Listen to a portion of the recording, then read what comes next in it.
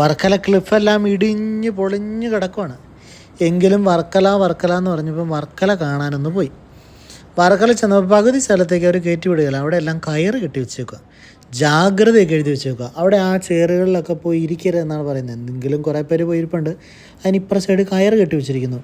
നമ്മുടെ ഹെലിപ്പാഡിൽ നോക്കുമ്പോൾ കാണാൻ പറ്റുന്നതാണ്. അതുപോലെ സൺസെറ്റാണ് വർക്കലയിലെ ഒരു ഹൈലൈറ്റ്. പക്ഷേ സൺസെറ്റ് ആയി വരുന്നുള്ളൂ. അപ്പോൾ അതുകൊണ്ട് നമ്മൾ അവിടേക്ക് ഒന്ന് വട്ടം ചുറ്റി കറങ്ങി പതിയെ അതിൽ നടന്നു. അങ്ങനെ ഒരു സൈഡിൽ കൂടെ കടലിൻ്റെ സൈഡിലെത്തി. കടലിൽ കാല് നനയ്ക്കാൻ പോലും അവിടെ സമ്മതിക്കുകയില്ല. ലൈഫ് ഗാർഡൊക്കെ അവിടെ നിൽപ്പുണ്ട്. എനിക്ക് തോന്നുന്നു സീസണലാണ് അവിടെ. നവംബർ, ഡിസംബർ, ജനുവരി, ഫെബ്രുവരി മാസമൊക്കെ അവിടെ നമുക്ക് ഇറങ്ങാനും കുളിക്കാനും പറ്റും. അല്ലാത്ത സമയത്ത് കടൽ കയറുന്നതുകൊണ്ടും വെയിലേറ്റം ഉള്ളതുകൊണ്ടും അവിടെ നമ്മളെ ഇറങ്ങാനായിട്ട് അനുവദിക്കുകയില്ല. എല്ലായിടത്തും കയറ് കെട്ടി വെച്ചിട്ടുണ്ട്. എങ്കിലും പതുക്കെ പോയി അതിലേക്ക് നടന്ന് കറങ്ങി കാഴ്ചയൊക്കെ കണ്ട് പോരാം. അത് മാത്രമേ പറ്റുള്ളൂ. കുറേ പേര് വന്നിട്ടുണ്ട്. പക്ഷേ ആർക്കും കടലിറങ്ങാൻ പറ്റാത്തതിൻ്റെ സങ്കടമുണ്ട്. എങ്കിലും കാല് നനച്ചൊക്കെ അഡ്ജസ്റ്റ് ചെയ്ത് ആളുകൾ അവിടെ നിൽപ്പുണ്ട്.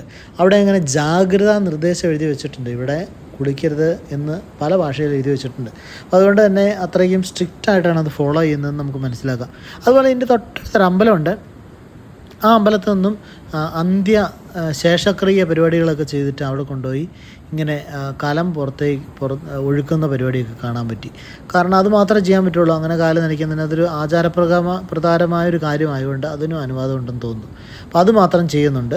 അപ്പോൾ അങ്ങനെ വീണ്ടും നമ്മൾ കറങ്ങി അടിച്ച് നമ്മൾ വർക്കല ക്ലിഫിൻ്റെ അടുത്തെത്തി. ഇങ്ങനെയുള്ള കുറേയേറെ ഹോട്ടലുകൾ, റിസോർട്ടുകളൊക്കെ ഉണ്ട്. പക്ഷേ ഒത്തിരി എണ്ണം ക്ലോസ്ഡ് ആണ്. കാരണം ആളുകൾ കുറവാണ്. വർക്കല ഇങ്ങനെ ഇടിഞ്ഞു പൊളിഞ്ഞ് നിൽക്കുന്നതുകൊണ്ടും ആളുകൾ ഒത്തിരി വരുന്നില്ല എന്നാണ് മനസ്സിലാക്കാൻ പറ്റുന്നതുകൊണ്ട് ചില സ്ഥലത്തൊക്കെ കെട്ടിവെച്ചിട്ടുണ്ട്.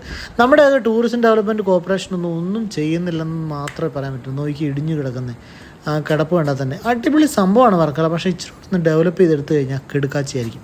ഏതായാലും അങ്ങനെ വർക്കല കണ്ടു. ഇനിയിപ്പോൾ അടുത്ത